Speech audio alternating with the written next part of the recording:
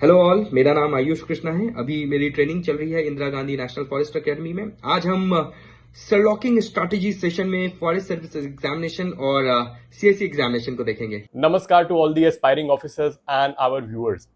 आज हम Sherlocking strategy session में guest of honour Ayush Krishna से बात करेंगे and we'll talk about his journey and takeaways that can help all of us in our preparation. So welcome Ayush, how you? Thank you Neel. First of all I would like to thank you. आप नील से मैं आप लोगों को बताना चाहूँगा, we well बहुत समय से हम लोग जुड़े हुए हैं प्रिपरेशन में, साथ ही किया हमने प्रिपरेशन में। और आपका स्वागत है इस चैनल पे। लेट्स सी हम लोग कैसे आप लोगों को हेल्प कर पाते हैं। नील। Agreed. Thanks a lot, Ayush, for taking out time. तो Ayush is someone I like to call a serial winner, क्योंकि ऐसा कोई एग्जामिनेशन नहीं है, सिविल सर्विसेज हो, चाहे बीपीएससी हो, चाहे फॉरेस्ट सर्विसेज हो, जिसमें आयुष ने फॉर्म भरा हो और ये फाइनली सिंगल डिजिट रैंक के साथ या रैंक लिस्ट में ना आया हो। तो Ayush, can you very briefly share about your UPSC की जर्नी या पूरी कॉम्पिटिटिव एग्जाम की जर्नी? जी, मैंने यूपीएससी में 5 अटेम्प्ट दिए हैं और जिसमें से 4 बार मेरा प्रीलिम्स क्वालिफाई हुआ है और 3 बार फॉरेस्ट सर्विसेज के प्रीलिम्स क्वालिफाई हुए। तो फॉरेस्ट सर्विसेज में मेरा रैंक 6 आया, बीपीएससी 66 बीपीएससी में मेरा रैंक 9 आया और सीएससी का जो अभी फाइनल रिजल्ट आया था उसमें मेरी रैंक 720 आई है। तो ये एक मोटा मोटी जो है मैंने आपको बताया अपने। राइट। तो आजकल Ayush, as everybody could affirm, prelims साल दर साल बहुत इराटिक, रैंडम, लोग कहते हैं कि पता नहीं कहाँ से क्वेश्चंस आ रहे हैं। And then we have someone like you जो सडनली हर साल दर साल 2020 में प्रीलिम्स फेल करने के बाद लगातार 3 बारी फॉरेस्ट की कट ऑफ निकालता है। तो what is that change that you brought in your strategy कि consistently you are clearing forest services की भी cut off, which is I think around 16 number ऊपर सीएससी की कट ऑफ से? Correct Neel, absolutely. जो फॉरेस्ट सर्विसेज का cut off होता है वो सीएससी से काफ़ी 12, 13, 14 नंबर ऐसे ज़्यादा होता है। तो मैं एक बहुत अगर ब्रीफली बताऊं कि what changes I could see from my 2020 attempt, क्योंकि मैंने जब फर्स्ट अटेम्प्ट दिया था प्रीलिम्स का, जो कि बहुत कम तैयारी थी, उसमें भी मैं क्वालिफाई कर गया था, कट ऑफ से 6 नंबर ज़्यादा था। पर सेकेंड अटेम्प्ट में I miss it marginal marks से। पर पॉइंट है कि जो सब्सिक्वेंट अटेम्प्ट में मैं जब फॉरेस्ट क्वालिफाई कर रहा हूँ तो मुझे ये समझ में आया कि मेरा जो फोकस था वो पीवाईक्यू ओरिएंटेड था। और पीवाईक्यू ओरिएंटेड से कहने का सेंस है कि when you see the question you have to analyse those questions. तो एक मोटा मोटी कहा जाए तो प्रिपरेशन मेरा पीवाईक्यू बेस्ट शिफ्ट हो गया, जो बहुत सारे लोग कहते हैं। और जैसे नील, मैंने आपकी वीडियो भी देखी है, मतलब जो सरलॉकिंग आप करते हो कि पीवाईक्यू का एक सब जो है कि उस ऑप्शंस वो कहना क्या चाह रहा है, तो वो बहुत इंपॉर्टेंट हो जाता है कि एक एक ऑप्शन जो है सिर्फ वो ऑप्शंस नहीं है, वो फ्यूचर क्वेश्चंस के लिए एक आपके पास एक सेटअप है। नील। तो आयुष, कैन यू इलैबोरेट ये प्रीलिम्स के पीवाईक्यू एनालिसिस के बारे में आपका एग्जैक्टली क्या टेक है? इफ यू कैन इलैबोरेट इसके बारे में थोड़ा सा और।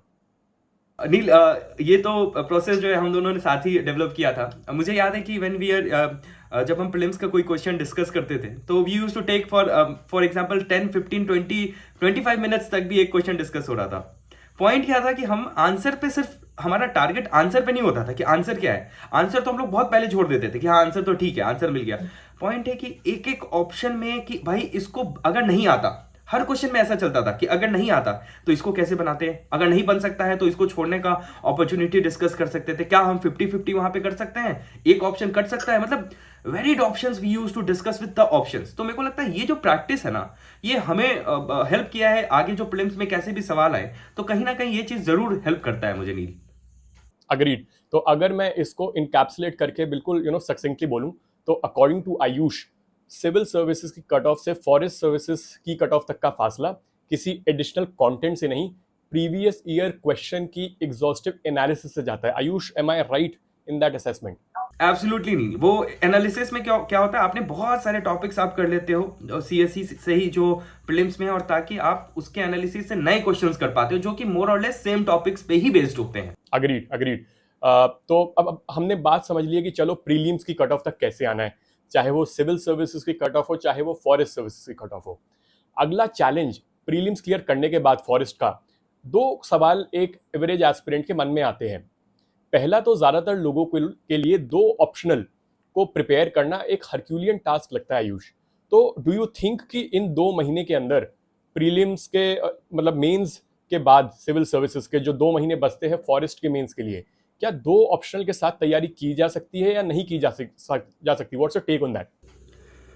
नील, ये बहुत ही वैलिड सवाल है। जो पहला सवाल आपने पूछा, मतलब मुझे लगता है कि जब मैं खुद पहली बार जब फॉरेस्ट का कट ऑफ क्वालिफाई किया था, तो मुझे भी खुद लग रहा था कि फॉरेस्ट्री मैं ऑप्शनल कैसे पढ़ूंगा। बट आई वुड से कि एग्जैक्टली मेरा फॉरेस्ट्री का 27 डेज का प्रिपरेशन था, एकदम स्क्रैच से।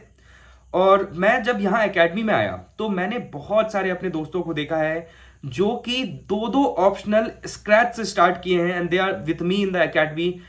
तो पॉइंट क्या है, मैं आपको एब्सोल्युटली कोई ऐसे बाहर की बात नहीं बता रहा हूं, मैं एकदम इस बात को एकदम सर्टेनिटी से बता सकता हूं, it's very much possible. Point क्या है ना कि फॉरेस्ट सर्विसेज में जो भी अगर 2 ऑप्शनल, फॉर एग्जांपल जियोलॉजी और फॉरेस्ट्री लोग मोस्टली लेते हैं, तो क्या होता है कि उनके आंसर्स के जो कंटेंट है वो मोर और लेस आसपास ही होते हैं लोगों के। तो बहुत ज्यादा कंपटीशन आसपास बहुत ज्यादा होता है, तो थोड़ा भी आप मेहनत कर लेते हैं ना, तो बहुत एज मिल जाता है आपको।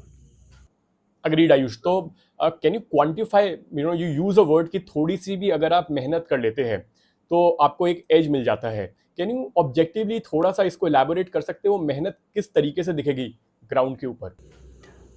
जैसे मेरा फॉरेस्ट्री का मैं बताता हूँ, जैसे मैंने 27 डेज में फॉरेस्ट्री कैसे किया। मैंने कोचिंग लिया था, हॉर्नबिल क्लासेस। तो बहुत सारे लोग मणिकंदन लेते हैं, हॉर्नबिल लेते हैं, मतलब क्या लेना है वो हम बाद में जाएंगे। पॉइंट क्या था, मैंने पहले पीवाईक्यू देखे। जैसे ही मैंने पीवाईक्यू देखे, मुझे समझ में आया कि भैया सिल्वी कल्चर से बहुत सारे सवाल आ रहे हैं। उसके बाद मैनग्रोव कोल्ड डेजर्ट से बहुत सारे सवाल आ रहे हैं। उसके बाद एक सेक्शन बी होता है, कहीं कहीं उसमें जनरल सवाल आते हैं, तो आप चूज कर सकते हो। अब जैसे ट्री स्पीसीज है, उसमें 33 ट्री स्पीसीज हैं, उससे हर बार सवाल आएंगे। पर पॉइंट ये है कि आप उतने स्पीसीज याद कर पाओगे क्या? आप 5-6 याद करो बस। और कुछ लोग होते हैं कि भाई याद करने में लगे हैं, पर आपका रिटर्न क्या है? अगर एक सवाल आ भी गया पर उसकी वजह से आपका बहुत सारा सवाल छूट रहा है, तो मोर और लेस आपको पीवाईक्यू से आपको स्टार्ट करना चाहिए, मतलब बैक ट्रेडिशन करनी चाहिए, और कौन सा चैप्टर पहले पढ़ना है वो डिसाइड करना है। Again I am not surprise to hear कि चाहे वो प्रीलिम्स हो, चाहे वो जीएस का मेंस हो, और चाहे वो एक नए ऑप्शनल को उठाना हो, प्रोसेस मुझे सिमिलर दिख रहा है Ayush, even in your strategy. Previous year question से हम कहानी शुरू करेंगे और फिर हम आइडेंटिफाई करेंगे कि थीमेटिकली किन थीम्स को हमको बेहतर तरीके से तैयार करना है। जी एब्सोल्युटली नहीं। फॉर एग्जांपल मैं आपको एग्जांपल दूंगा, जैसे जियोलॉजी है, उसमें स्ट्रैटिग्राफी होता है। स्ट्रैटिग्राफी में फॉर एग्जांपल गोंडवाना ले लें, तो उसमें पूरा सीरीज आपको एज इट इज याद करना होता है। But if someone will start with stratigraphy, उसके पास समय ही नहीं बचेगा। आप बात समझ रहे हैं? अगर आपने स्ट्रैटिग्राफी के क्वेश्चन कर भी दिए, तो आपके जो पैलियोंटोलॉजी के आसान क्वेश्चन, जनरल जियोलॉजी के आसान क्वेश्चन है, वो नहीं हो पा रहे हैं। तो इसलिए पीवाईक्यू एनालिसिस बहुत ज्यादा इंपॉर्टेंट है अगर आपके पास समय कम है। ठीक है, तो अगर मैं पहले वाले पॉइंट को समराइज करूं, तो आपके हिसाब से 2 महीने के अंदर सिविल सर्विसेज के मेंस के बाद an aspirant has enough time कि वो 2 ऑप्शनल के साथ फॉरेस्ट की तैयारी करे, is what you are trying to say in the end? Absolutely नहीं, क्योंकि आप, मैं देख रहा हूं ना सामने कि भाई कितने सारे लोग ऐसे करके आए, they have scored also very good marks. तो कोई बात ही नहीं है कि आप नहीं कर सकते, बहुत डुएबल है। वही है, इट्स अ मेंटल बैरियर। जब नहीं सामने कोई दिख रहा होता है तो ऐसा लगता है। Absolutely it is very much doable. Agreed. तो I mean the point that is going to help all of us in our preparation इस सारी बात से, वो ये है कि अगर आपको 2 नए ऑप्शनल अब तैयार करने हैं, तो आपको हताश और निराश नहीं होना। पहले तो किसी की झूठी बात नहीं सुनी, and as Ayush rightly pointed out, you have to get rid of that mental barrier. Ayush, इसमें एक और क्वेश्चन आता है स्टूडेंट्स का, जो फॉरेस्ट सर्विसेज की कट ऑफ को क्लियर कर लेते हैं। उनको लगता है कि यार आईएफओएस का तो हमने नाम ही नहीं सुना कभी, इसका स्कोप क्या है? क्या सिविल सर्विसेज के कंपैरिजन में लेट्स से मुझे कोई अलाइड सर्विस या सेंट्रल सर्विस मिल रही हो, तो फॉरेस्ट सर्विसेज का क्या स्टैंडिंग है उसके आगे? What is your take on that? Neel, ये सवाल तो बहुत ही मैं खुद ही इस फेज में था, बिकॉज जब मेरा क्वालिफाई हुआ आई यूज टू टिक बोथ, पर मैंने कभी एक्सप्लोर नहीं किया था। पर जब मैं आके देखता हूँ कि फॉरेस्ट सर्विसेज, पहली बात जो है ये ऑल इंडिया सर्विस है ना। आर्टिकल 312 के अंदर आप लोग को पता है 3 ऑल इंडिया सर्विस है, जिसमें कि फॉरेस्ट सर्विस एक ऑल इंडिया सर्विस है। तो इसमें ऑल इंडिया सर्विस रूल रखते हैं जो आईएएस आईपीएस के लिए लग रहे होते हैं। तो ये एक एज होता है। और मैं आपको बताने से पहले ये बता रहा हूं कि आई am not comparing the services, but I am just telling you the opportunities. अब जैसे सीएससी में क्या है कि आप अगर बहुत सारे लोग आईआरएस, आईएएस, बहुत सारी सर्विसेज का अपना ये है, पर फॉरेस्ट सर्विसेज में अगर आप आते हैं तो बहुत सारी अपॉर्चुनिटीज आपको मिलती है। आपको क्रॉस सेक्टर्स काम करने मिलता है, सेंट्रल गवर्नमेंट में आप काम कर सकते हैं, अपने कैडर में काम कर सकते हो। तो मुझे तो ऐसा लगता है नील, वेरी फ्रैंकली, कि सीएससी से जो आप 8 मतलब जो मेंस के इतने सारे पेपर हैं, तो कंपैरेटिवली प्रीलिम्स सबसे बड़ा फॉरेस्ट में जो है टफ फेज है वो प्रीलिम्स। अगर वो क्वालिफाई हो गया तो मुझे तो लगता है कि आपको एब्सोल्युटली कम से कम क्वालिफाई तो करना ही चाहिए मेंस, क्योंकि वो सिस्टमेटिक स्टडी होती है, जो कि सीएससी का मेंस क्वालिफाई करना मेरे हिसाब से बहुत टफ है comparatively in terms of forest. तो फॉरेस्ट के मेंस को आप क्वालिफाई करते हैं, you get a all India service यार, तो इट्स वर्थ इट, बहुत वर्थ है। राइट, यस, ये मैंने भी बहुत बारी सुना। Even when I cleared forest की cut off last year, Ayush ने मुझे भी सेम चीज बोली कि सब लोग ये कहते हैं कि प्रीलिम्स सबसे बड़ा बैरियर है आईएफओएस के लिए और मेन सबसे बड़ा बैरियर है सीआईसी के लिए। आयुष, ये तो सारी बात हो गई इसकी ऑल इंडिया सर्विस है आईएफओएस और क्या स्कोप है, क्या अपॉर्चुनिटी है। आप मुझे ऑनेस्टली ये बताइए कि लेट्स से आप इस साल एग्जाम में बैठ रहे हैं, मान लीजिए फर्स्ट टाइम, मेंस के लिए भी और फॉरेस्ट के लिए भी, अगर आपको फॉरेस्ट सर्विसेज को सीएससी की सर्विस लिस्ट के बीच में कहीं एडजस्ट करना हो तो किस सर्विस के ऊपर से आपकी आईएफओएस की प्रेफरेंस स्टार्ट होगी? इसमें देखिए आईएएस तो मैं सबसे ऊपर रखूंगा, इसमें कोई डाउट नहीं आया है।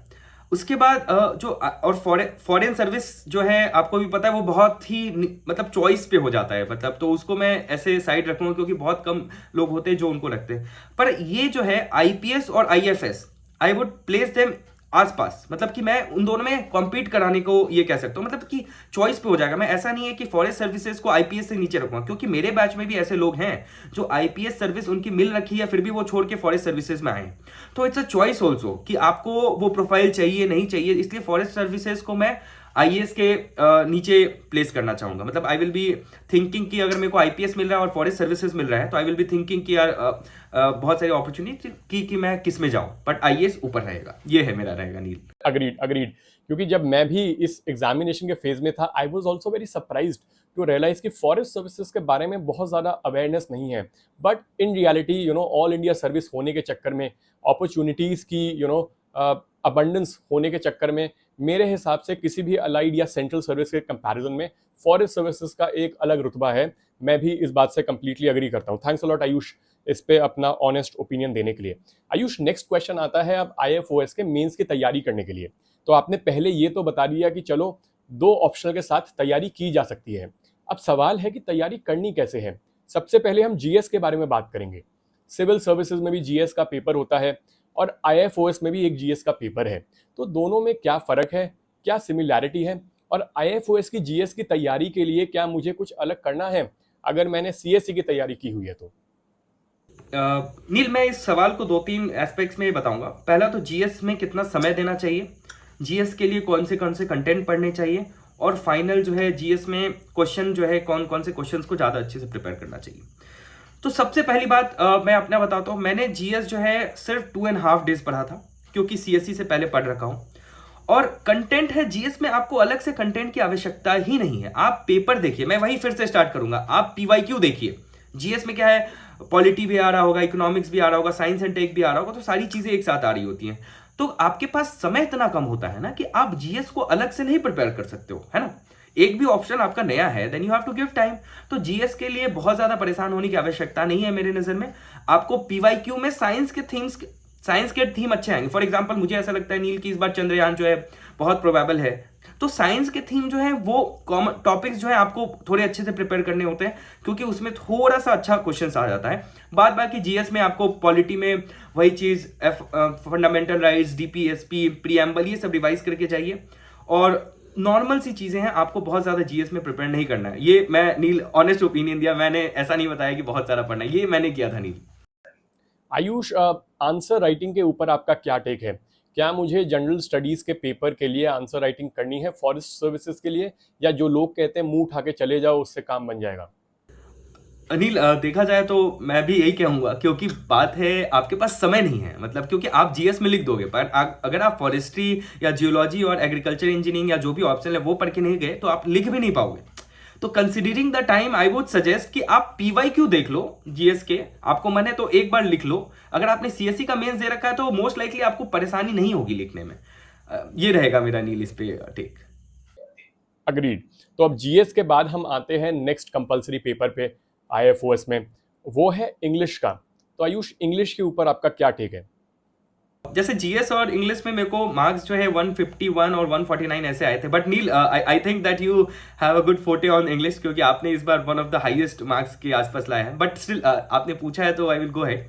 इंग्लिश में दो तीन चीज मैंने की थी। सीएससी और फॉरेस्ट सर्विसेज या आईईएस, यूपीएससी बहुत सारे एग्जाम्स लेती है, तो उसमें अलग अलग एग्जाम में इंग्लिश पूछा जाता है। तो मैंने क्या करा था, मैंने सारे एग्जाम से इडियम्स एंड फ्रेजेस और जो ग्रामर वाले पार्ट थे अलग अलग एग्जाम से यूपीएससी के निकाल लिए थे, उसके कंपाइलेशन कर लिए थे और उसको पढ़ा था। मेरा फोकस था ग्रामर, और मेरे ग्रामर जो है ऑलमोस्ट सारे क्वेश्चंस उस वाले नोट से आ गए थे, मैंने शेयर भी कर रखा है। तो पॉइंट है कि आप ग्रामर पे फोकस कीजिए, और एस्से वगैरह जो है वो आपका तो पहले के थीम से जैसे एनवायरनमेंट वगैरह इससे हो जाएगा। पर मेरा कहना है कि आप अगर आपका ग्रामर जो है अगर सही है तो फिर आपको अच्छे मार्क्स आ जाएंगे। ठीक है, तो आयुष अगर मैं समराइज करूं इंग्लिश की तैयारी के बारे में, तो आपका कहना है कि एस्से की थीम्स बार बार रिपीट होती है, तो उसको मैं थोड़ा सा पहले तैयार करके चला जाऊं और उसके बाद ग्रामर पे प्रीवियस ईयर क्वेश्चंस के सहारे प्रखरता कर लूं, and then I leave the rest to fate. हाँ, ये आपने सही कहा। मैं दो तीन पॉइंट और बताना चाहूंगा। जैसे प्रेसी राइटिंग होता है, एस्से होता है, लेटर होता है। तो प्रेसी में क्या होता है ना कि आपको बहुत सारे लोग क्या करते हैं कि 1/3 में पूरा एक साथ ले लेते हैं। फॉर एग्जाम्पल, अगर आपके पास 4 पैराग्राफ है, पहले पैराग्राफ में 120 वर्ड है, तो आप ऐसे सोचिए ना कि 120 को 1/3 करेंगे, उसका मतलब 40 वर्ड्स आप लिखिए, फिर वैसे लिखिए। एक साथ आप प्रेसे लिखते हैं तो खराब हो जाता है। यहाँ पे मार्क्स स्कोर करना बहुत इंपॉर्टेंट है इंग्लिश में, क्योंकि जुड़ रहा है। तो आप प्रेसे पे थोड़ा सा फोकस कर सकते हैं, प्रेसे पे आप प्रैक्टिस पहले कर सकते हैं यहाँ पे, क्योंकि वो एग्जाम में कभी कभी गलत हो सकता है, मतलब आपको आइडिया नहीं लगता है। ऐसे में जैसे कॉमन थीम्स, जैसे नील भी बताते हैं अपने वीडियोस में, मैंने देखा है इन्वायरमेंट होता है, ग्लोबल वार्मिंग, ये सब तो हमेशा से ही कुछ ना कुछ एक थीम आ रहा था। तो मेरा मानना था कि भाई मैं इन्वायरमेंट पे अच्छे से प्रिपेयर करके जाऊंगा। एक एनेक्डोट भी मैंने फ्रैंकी द डायनासोर यूएनईपी में जो था वो कर दिया, और वो मैंने लिखा भी है। बहुत इंपॉर्टेंट बात मैं बताऊंगा, लेटर का फॉर्मेट जैसे ही आप एग्जाम में अंदर घुसने वाले हों प्लीज देख के जाइएगा, क्योंकि लेटर लिखने का प्रैक्टिस होता नहीं है, तो कभी लगता है कि इधर डेट लिखे हैं उधर डेट लिखे। तो ये सब जो चीज़ है कि जस्ट एग्जाम से पहले घुस रहे हैं, तो कुछ कुछ ऐसी चीजें रख ली हैं कि फॉर्मेट क्या है, ये क्या है, ये सब जरूर देख के जाइएगा, कंफ्यूजन नहीं होता है। राइट, आयुष ने ये बात उठाई है, तो इस पे एक चीज़ मैं और ऐड करना चाहूँगा। Thanks a lot Ayush for reminding me कि दिल्ली में जिनका सेंटर होता है फॉरेस्ट सर्विसेज के लिए, उनका सेंटर आयुष, अगर मैं सही हूँ तो सबका सेंटर आई थिंक यूपीएससी की बिल्डिंग में ही पड़ता है। और यूपीएससी की बिल्डिंग के सेंटर्स, कमरे ऐसे हैं कि कमरे के जस्ट बाहर आप अपना बैग रखते हैं, आप 2 मिनट पहले भी बाहर अपने नोट्स रखिए, उनको पढ़ के जाइए और उसको बंद करके अंदर चले जाइए। तो बिल्कुल रिविजन के लिए बहुत अच्छी टैक्टिक आई थिंक आयुष ने भी शेयर की। जी नील, यूपीएससी तो बहुत बढ़िया सेंटर है, वहीं वहीं पे पड़ता है। फॉरेस्ट सर्विसेज के सारे लोग का एग्जामिनेशन उधर ही होता है। आयुष, मुझे मुझे आप 2 चीज़ें और क्लियर कीजिए, क्योंकि लोगों का क्वेश्चन आई थिंक इस बारे में 2-3 बार आया हुआ है प्रेसी के कॉन्टेक्स्ट में। तो प्रेसी में पंचुएशन को आप अलग बॉक्स में लिखते थे, और क्या आप मल्टीपल पैराग्राफ्स में प्रेसी लिखते थे, या लगातार एक ही एक के बाद एक बॉक्स को भरते हुए प्रेसी लिखते थे? पंचुएशन को मैं अलग बॉक्स में नहीं लिखता हूँ, और पैराग्राफ भी चेंज नहीं करता हूँ, लगातार लिखता हूँ। बस प्रेसे में मैं प्रेसे को बहुत छोटे छोटे भाग में तोड़ लेता हूँ। फॉर एग्जांपल 300 वर्ड का है तो आई विल टेक फर्स्ट 60, फिर 60, उस 60 का 1/3 लिखूंगा, फिर 60 का 1/3 लिखूंगा, तो 20 वर्ड उसके हो गए 20। इससे क्या होता था ना, यूनिफॉर्मिटी आती थी, मतलब कोई बात छूट नहीं रहा होता है। अगर आप एक साथ लिख देंगे तो बात छूट जाएगी। तो ये एक मैंने स्ट्रैटेजी फॉलो की थी कि पार्ट्स में मैं प्रेसी लिखता था, मतलब छोटा छोटा ही, हर एक इंडिविजुअल एक क्वेश्चन है वैसे सोच के लिखता था। या that's a brilliant insight. English की हम बात ही करें, इंग्लिश का एक इडियम भी एग्जैक्टली उसी बात को सब्सटैंशिएट कर रहा है जो आयुष ने शेयर किया। तो सवाल कई बार ये आता है कि how do you devour an elephant, और उसका आंसर है 1 बाइट एट अ टाइम। किसी भी बड़े काम को करने के लिए छोटे छोटे चंक्स में अगर आपने तोड़ लिया, as Ayush rightly points out, तो वो आसान इजीली डुएबल हो जाता है। तो दैट्स अ ब्रिलियंट इनसाइट। अब आयुष, हम मेन कोर्स पे आ जाते हैं जिनमें बहुत सारे लोगों का इंटरेस्ट होगा, और वो है ऑप्शनल की तैयारी के ऊपर। तो आप ब्रीफली शेयर कीजिए कि आपके ऑप्शनल्स क्या थे फॉरेस्ट सर्विसेज के अंदर, आपने क्या कोचिंग यूज़ की, क्या नोट्स यूज़ किए, और क्या स्ट्रैटेजी आपकी रही दोनों ऑप्शनल्स के लिए? नील, मेरे 2 ऑप्शनल थे। एक फिजिक्स जो मैंने सीएससी में पढ़ रखा था, और दूसरे ऑप्शनल में मेरी फॉरेस्ट्री है। तो I would like to talk more on the forestry, क्योंकि फिजिक्स बहुत लोगों का नहीं होता है। तो फॉरेस्ट्री में मैंने पहले तो मणिकंदन पढ़ना शुरू किया था, बट मुझे ज़्यादा समझ नहीं आ रहा था और टाइम भी कम था, तो थोड़ा सा पैनिक होने की वजह से मैंने एक कोचिंग ज्वाइन करी, हॉर्नबिल क्लासेस। तो उसको मैंने बहुत ही थॉरोली क्लास किया। पर पॉइंट क्या हो गया कि उन्होंने पेपर 1 कराने के बाद, उन्होंने जो टीचर थे वो बीमार हो गए, तो उन्होंने कहा कि खुद से करना होगा। तो एब्सोल्युटली मुझे याद है 23 फरवरी के आसपास एग्जाम थी, और 5 फरवरी तक 8 फरवरी तक मैंने कोई पेपर 2 स्टार्ट भी नहीं किया है, उससे पहले पेपर 1 ही पढ़ा हूँ। तो वीडियोस वगैरह से नोट्स वगैरह खुद के बनाए, उसके बाद पेपर 2 पढ़ना शुरू किया, लगभग 10 दिन में पेपर 2 करा। तो मेरा क्या रहा ना कि मैं पीवाईक्यू जो थे, पीवाईक्यू से नोट्स बनाना शुरू कर दिया। फॉर एग्जांपल सिल्वी कल्चर के प्रैक्टिसेस क्या हैं, तो उसको उसको देख के मैंने बहुत सारे नोट्स बनाए। तो मेरे पास शॉर्ट नोट बहुत अच्छे बन गए थे। और हर दिन मेरा एक हैबिट था कि मैं साइंटिफिक नेम रात को हर बार अपने पिताजी के साथ डिस्कस करता था, 5 नाम हर दिन बोलता था। तो मेरे आंसर में क्या हुआ कि हर पेज में साइंटिफिक नेम लिखा हुआ था, और मैंने काफी इस बात का ध्यान रखा था कि साइंटिफिक नेम को मैं उसके तरीके में लिखूं। फॉर एग्जाम्पल पहला कैपिटल हो, दूसरा स्मॉल हो, और दोनों अंडरलाइन हो। और मैंने ब्लैक पेन यूज किया। तो जब मैं पेपर दिया अपना, तो मैं एक बार पलट के देख रहा था, तो ऐसा लगा कि बहुत सारे ब्लैक जो लिखे हुए हैं मेरे को सामने सामने दिख रहे हैं, और सारे साइंटिफिक नेम्स हैं, और काफी डायग्राम यूज किया। तो इस तरह से आई वुड समराइज कि नोट्स बनाए मैंने पीवाईक्यू बेस्ड, और डायग्राम्स बनाए, कीवर्ड्स का अलग से नोट्स बना था। तो ये 3 चीज थे मेरे पास, जिसको मैं बार बार रिवाइज करके मैंने फॉरेस्ट में मुझे 245 या 243 मार्क्स आए थे। तो ये रहा था मेरा Neel. Again I mean that's an exceptional score. तो मतलब आपने क्लासेस को लिया अपने बेसिक को समझने के लिए, और उसके बाद रेगुलरली आपने रिवीजन की, और वैल्यू ऐड आपने right from the word go, value add जो फॉरेस्ट्री में होता है, diagrams, multi coloured pens, official names के थ्रू आपने उसकी गार्निशिंग कर दी, जिससे आपको बहुत ज़्यादा बेनिफिट हुआ फाइनल स्कोर कार्ड में। एब्सोल्युटली नील। इस पे 2 क्वेश्चन और आते हैं आयुष, बड़ी honestly, what is your take on the role of coaching forestry में? Would you recommend people to enroll in a coaching class, या फिर आप कहेंगे कि यार किताब से पढ़ लो सब बराबर है? नील, इसमें देखे तो मैं कोचिंग के रोल को मानता हूँ इसलिए हूँ क्योंकि वो चीज़ सिस्टमेटिकली आपको बता देती है। आप बहुत सारे लोग ऐसे हैं, क्योंकि ये ऐसा है कि मणिकंदन पढ़ के भी बहुत सारे लोगों ने निकाला है, मतलब हमारे साथ ही सारे बहुत सारे लोग हैं। पर आपको ऐसा लगता है कि आप अगर आप अपना पैनिक, और अगर आपको परेशानी नहीं होती है, आपको अपने पे विश्वास है कि आप धीरे धीरे करके पढ़ सकते हैं, तो आप सेल्फ स्टडी कर सकते हैं। नोट्स वगैरह सारी चीज़ें अवेलेबल हैं। पर आपको लगता है कि नहीं, कोई पढ़ा दे, कोई कंसेप्ट समझा दे, तो आपको जल्दी ऐसे होता है। क्योंकि देखिए यहाँ पे गेम टाइम का है, क्या अच्छा है क्या खराब है उसका नहीं है, टाइम का गेम है। आप खुद से भी पढ़ सकते हो, आप कोचिंग से भी पढ़ सकते हो, पर आपका स्पीड जिसमें ज्यादा होता है, आई वुड सजेस्ट वो आपको करना चाहिए। ये थोड़ा इंडिविजुअल चॉइस होगा नील। अग्रीड। एक फॉलोअप क्वेश्चन मेरा और होगा नोट मेकिंग को लेके। जैसे जो स्टूडेंट्स मुझसे बात करते हैं आईएफओएस की तैयारी के लिए, तो मैं तो रेकमेंड करता हूं कि आज के टाइम पे नोट्स बनाने की कोई नीड नहीं है। मैं 4 लोगों के नोट्स रेकमेंड करता हूं, जिनमें ऑफ कोर्स एक आपके भी एक्सेप्शन जो आपने नोट्स बनाए हैं वो भी शामिल है। आपका क्या टेक होगा इस समय, अगर कोई व्यक्ति साइकिल में आ रहा है, can he just get away with revision आपके नोट से और 3-4 और लोगों के नोट से, या आप रेकमेंड करेंगे कि अपने नोट्स बनाने का उसको फायदा होगा? क्योंकि हमको समय का भी ख्याल रखना है, टाइम इज ब्रूटली लिमिटेड इस टाइम पे। करेक्ट नील।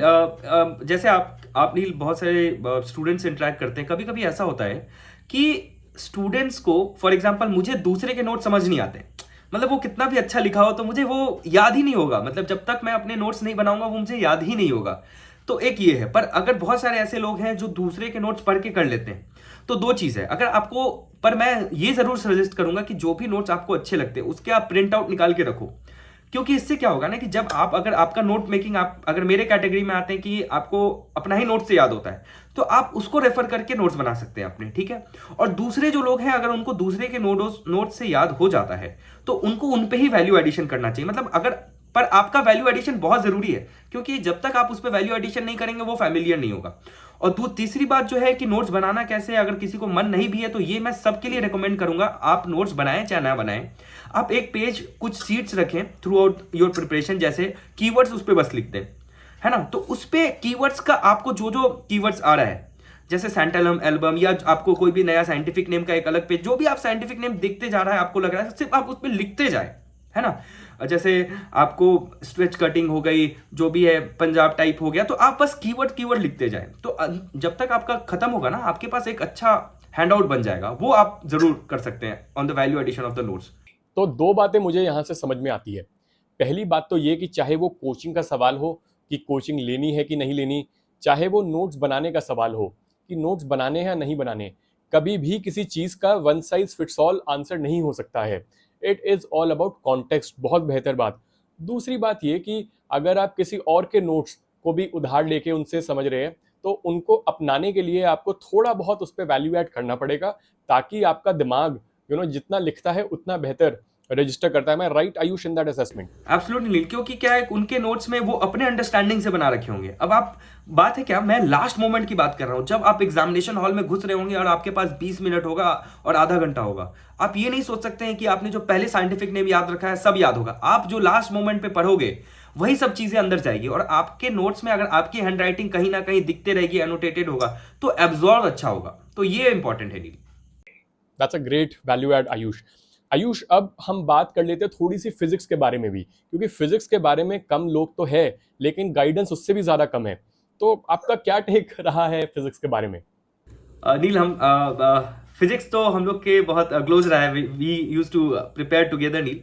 तो आई वुड जस्ट से, जो आपने मेरे को ही बताया था कि हम पीवाईक्यू से स्टार्ट करें, फिर वही बात हमने क्या करा था। मैं फिजिक्स का क्या किया था, मैंने 2013 से लेके जो भी एग्जाम 2020 तक के पीवाईक्यू थे मैंने खुद सॉल्व कर लिए थे, मतलब एग्जाम मोड में, क्योंकि फिजिक्स पहले अच्छा नहीं हुआ था मेरा सीएससी का। तो मेरे को था कि भाई फॉरेस्ट तो निकालना ही है कैसे भी करके, तो मैंने सिंपली फिजिक्स उठाया और पीवाईक्यू खुद से सॉल्व किए थे।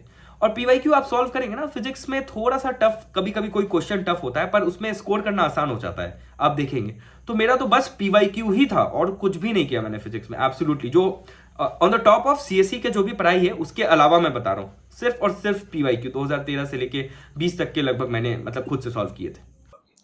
और आयुष, फिजिक्स के अंदर 3 से 4 से 5 टॉपिक्स ऐसे एडिशनल भी है जो सिविल सर्विसेज के सिलेबस का पार्ट नहीं है, तो उनको क्या आपने तैयार किया था? उनको तैयार करना चाहिए या उनको छोड़ के चले जाना चाहिए? जैसे नील, मुझे जैसे याद आ रहा है, आप उस पर ऐड करना है, एक लैग्रैंजियन है और बोस आइंस्टीन है, और दो तीन आप can you remind, Chandrashekhar limit वगैरह। extent of my recall too. तो ये जैसे चंद्रशेखर लिमिट है, और ऐसे ऐसे जो टॉपिक है ना, जैसे चंद्रशेखर लिमिट हो गया, जो छोटे छोटे टॉपिक है उसको जरूर प्रिपेयर कीजिए, क्योंकि साफ साफ वो 8 नंबर में आ जाता है, उसमें आपको बस रटा हुआ होगा, तुरंत लिख दोगे, ठीक है। दूसरी बात, जो लैग्रैंजियन है उसके क्वेश्चंस मैंने कभी कभी देखे, मैं प्रिपेयर करके गया था पर मुझे एकदम कॉन्फिडेंस नहीं था, क्योंकि यार उसमें कभी कभी क्वेश्चन टफ आ जाते हैं और आप अगर नहीं किए हो तो टाइम लग जाता है। तो मैं कहूंगा कि आप थोड़ा स्ट्रेटेजाइज कर सकते हैं, क्योंकि आप चूज हो जाएगा। ऐसे भी फिजिक्स में पढ़ने को बहुत होता है, सब पढ़ के नहीं जाना होता है। जो छोटे छोटे टॉपिक्स हैं वो जरूर कर लीजिएगा, चंद्रशेखर लिमिट, और भी 2-3 चीजें जो आसान आसान, जिसमें सिर्फ नोट्स पढ़ने हैं, कुछ इक्वेशंस लिखने, उसको जरूर कीजिएगा। समय बचा तो फिर लैग्रैंजियन वगैरह पे जाइएगा, तो नहीं तो ठीक है, मतलब will try to choose simple. मैं आपको आइडियल वे नहीं बता रहा हूं, मैं ऐसा वे बता रहा हूं कि where you can maximise your marks considering that you have a limited time. Agreed. तो अगर मैं समराइज करूं, तो जो लोग फिजिक्स के लिए अपीयर करेंगे आईएफओएस के अंदर, they don't have to study anything else separately.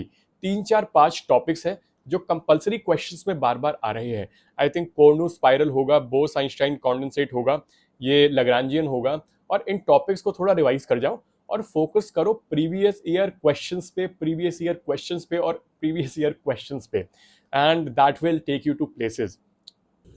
Absolutely नहीं, क्योंकि बात है कि हम लोग ने, जो मुझे भी ऐसा ही लगता था कि आप शायद आप लोग भी इस बात को रिट्रेट कर पाए कि भाई इस बार यूपीएससी जरूर टफ क्वेश्चन देगा। अरे यार, आप पहली बार एग्जाम दे रहे हो, आप दूसरी बार एग्जाम दे रहे हो, यूपीएससी तो ये पेपर हमेशा से बना रहा है, उनके लिए कुछ नया नहीं है, वो वैसा ही क्वेश्चन देंगे, उनके लिए कुछ भी नया नहीं है ना। तो थोड़ा हम्बल रहना है कि भाई आप भी नॉर्मल इंसान हो, क्वालिफाई कर जाओगे तब भी नॉर्मली हो, हाइप नहीं बनाना है। अगर हाइप बनाओगे तो प्रॉब्लम होगी। प्रिपरेशन में भी हाइप नहीं बनाना है कि आप भाई प्रिपेयर कर रहे हो, आपने प्रीलिम्स क्वालिफाई कर दिया। More you stay grounded, more relax you are, more you will be able to perform. Agreed, agreed. तो ये हमने बात कर ली पूरे के पूरे पहले प्रीलिम्स की प्रेपरेशन की और फिर मेंस की प्रेपरेशन की। अब आ जाते हैं अंतिम पड़ाव की, जो है interview. And Ayush got an exceptional score interview के अंदर। तो Ayush, what's your take interview की तैयारी के बारे में? नील, मैं फॉरेस्ट सर्विसेज के इंटरव्यू के बारे में बताना चाहूंगा, क्योंकि I got 192 there. Forest services के इंटरव्यू में थोड़ा सा टेक्निकल इंटरव्यू होता है ये, मतलब अनलाइक जो सीएससी का इंटरव्यू है उससे अलग है ये इंटरव्यू थोड़ा सा, क्योंकि यहाँ पे आपको टेक्निकल नॉलेज वो चेक करेंगे ही कहीं ना कहीं। मोस्टली मेरा जो अनुमान रहा है, मैंने कुछ लोगों से बात किया है, तो उसमें आपको जो फॉरेस्ट्री का नॉलेज होता है ना वो काम आ जाता है। जैसे फॉर एग्जांपल मेरे से पोचिंग के बारे में पूछा गया, राइनो के बारे में पूछा गया। तो you have to be aware about the environmental and forestry developments जो कि करंट अफेयर्स में चल रहे होते हैं, और मोटा मोटी फॉरेस्ट पॉलिसी क्या है, फॉरेस्ट कवर क्या है, IFSR रिपोर्ट क्या है, तो वो यही मोटा मोटा है। बाद बाकी बहुत अलग प्रिपरेशन की कोई आवश्यकता नहीं है, मतलब टू बी वेरी ऑनेस्ट अलग प्रिपरेशन की आवश्यकता है ही नहीं। इसलिए तो मैं कह रहा हूं बार बार कि अगर आपका क्वालिफाई होता है प्रीलिम्स, तो भाई आपको फॉरेस्ट सर्विसेज निकालना तो जरूर चाहिए, भले ही आप ज्वाइन करो नहीं करो, इट्स योर चॉइस, पर बहुत अपॉर्चुनिटी देता है, वेरी मच सेटिस्फाइड, लोग बहुत सारे सेटिस्फाइड हैं, और आपको आगे अगर करना है तो you can always give an exam, आपके पास अपॉर्चुनिटी तो है ही। आयुष, इसके अंदर दो बातें और चलती है इंटरव्यू के बारे में IFOS के। पहली बात तो ये कि लोग कहते हैं कि एक नेशनल पार्क विजिट करके आ जाओ, उसका बहुत फायदा होगा। तो इस बात के ऊपर आपका क्या टेक है? क्या नेसेसरली अगर मैं इंटरव्यू में बैठने वाला हूं तो मुझे जबरदस्ती किसी गर्मी के अंदर आए मतलब नेशनल पार्क में घूमना जरूरी है?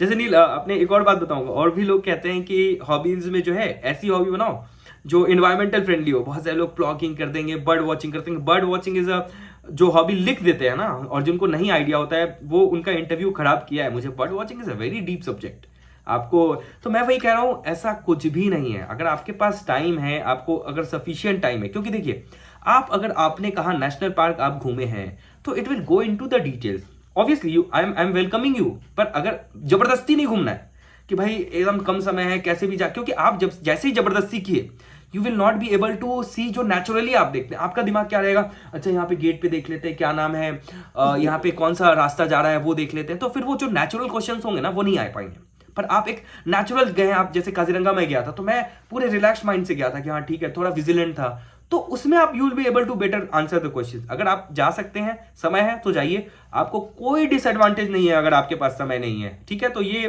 मेरे हिसाब से ओवर हाइट है नील।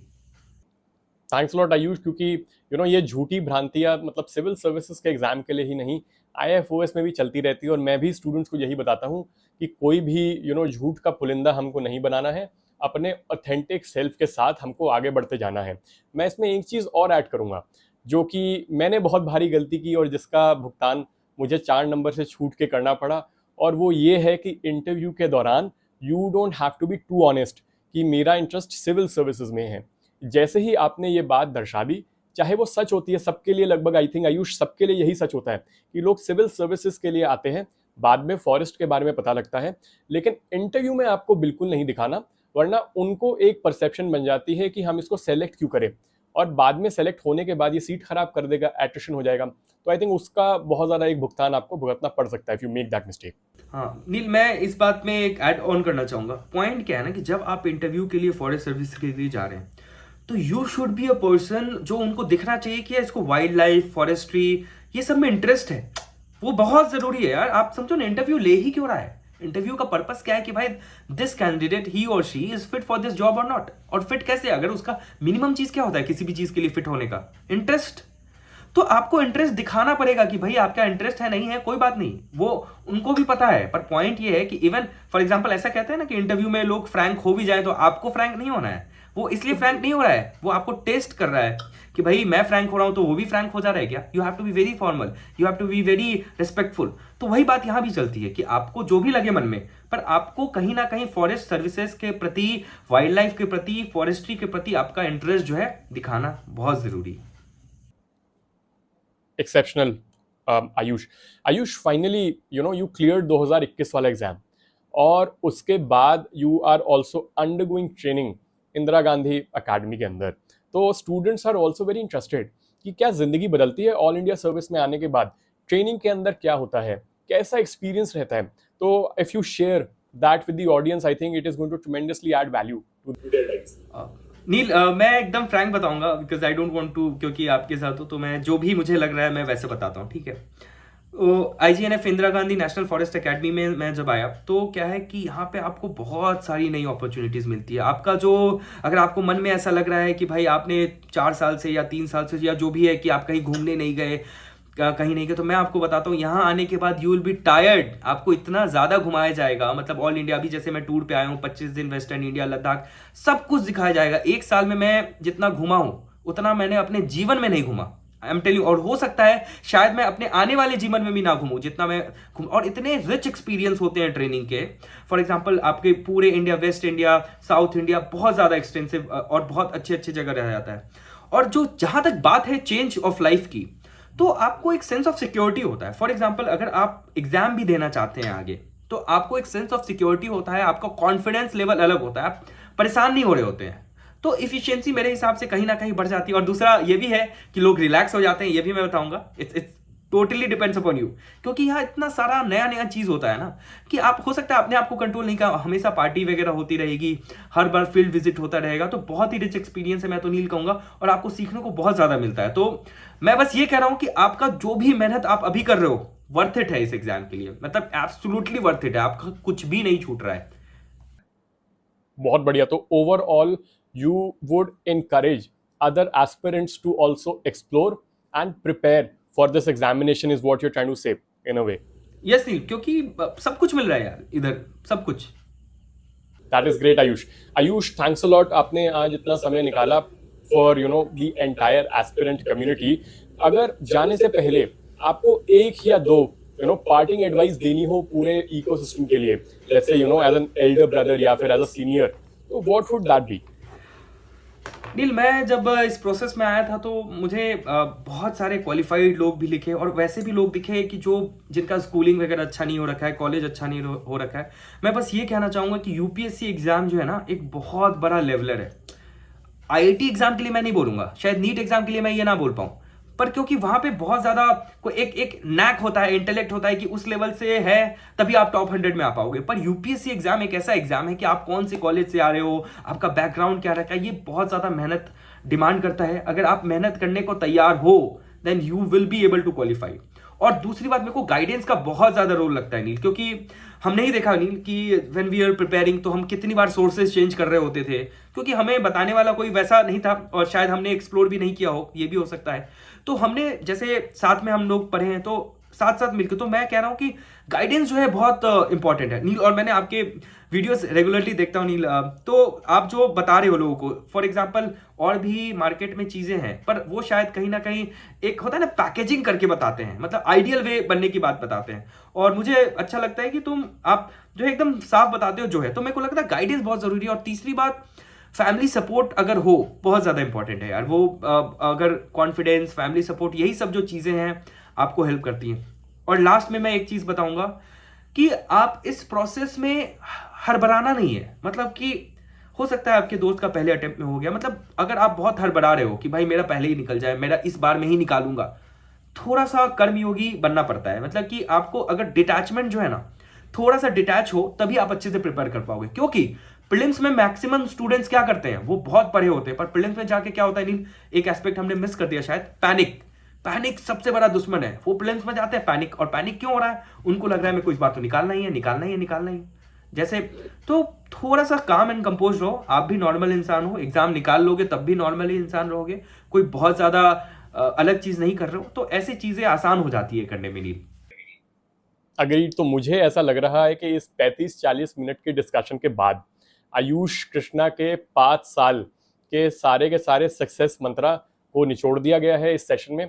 और Ayush is just trying to say in the end कि आपका बैकग्राउंड कोई भी हो, आपको इनसिक्योरिटी नहीं आने देनी, आपको परसिवेरेंस रखनी है, और पी से प्रीलिम्स और पी से पैनिक का कोई रास्ता संबंध नहीं होना चाहिए। अगर इन चीज़ों का हम ध्यान रखेंगे, I think with the luck in site, the best things are going to happen. I think thanks a lot, Ayush, from the entire aspirant community for taking out time, and we wish all of you, really well for your upcoming endeavor. Thanks a lot, Ayush. Take care. Thank you Neel, thank you. और आपको अगर session अच्छा लगा है नील के साथ और मेरे साथ, तो आप यू कैन लाइक, सब्सक्राइब, और नील के सेशन के साथ आप जुड़ सकते हैं सेल लॉकिंग सीरीज में। Thank you very much, bye bye.